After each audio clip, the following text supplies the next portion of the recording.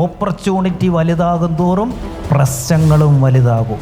ആ പ്രശ്നങ്ങൾ കൈകാര്യം ചെയ്യാൻ ഈ കേപ്പബിലിറ്റി പോരാ, ആ പ്രശ്നത്തേക്കാൾ വലിയ കഴിവ് വേണം. എന്തുകൊണ്ടാണ് കോഴിക്കോട് വിഷയം ഞാൻ ഇത്രയും നിസ്സാരമായിട്ട് ഓവർകം ചെയ്ത്? ആ പ്രശ്നത്തേക്കാൾ വലിയ കേപ്പബിലിറ്റി എനിക്കുള്ളത് കൊണ്ടാണ് അത് മാനേജ് ചെയ്യാൻ പറ്റിയത്. ഇല്ലെങ്കിൽ ഞാൻ ഇന്ന് വീട്ടിൽ ഇരുന്നേനെ.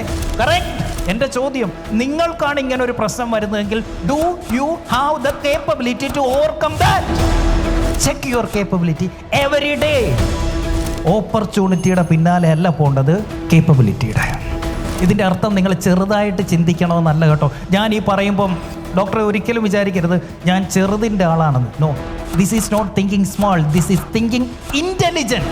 മണ്ടത്തരം കാണിച്ചു വെച്ചിട്ട് കോടികളുടെ ബാധ്യത നേടി വെച്ചിട്ട് എന്ത് ചെയ്യാനാ? ജീവിതകാലം മുഴുവൻ ഇങ്ങനെ ഭാരം തൂക്കി നടക്കാനോ? Think intelligent.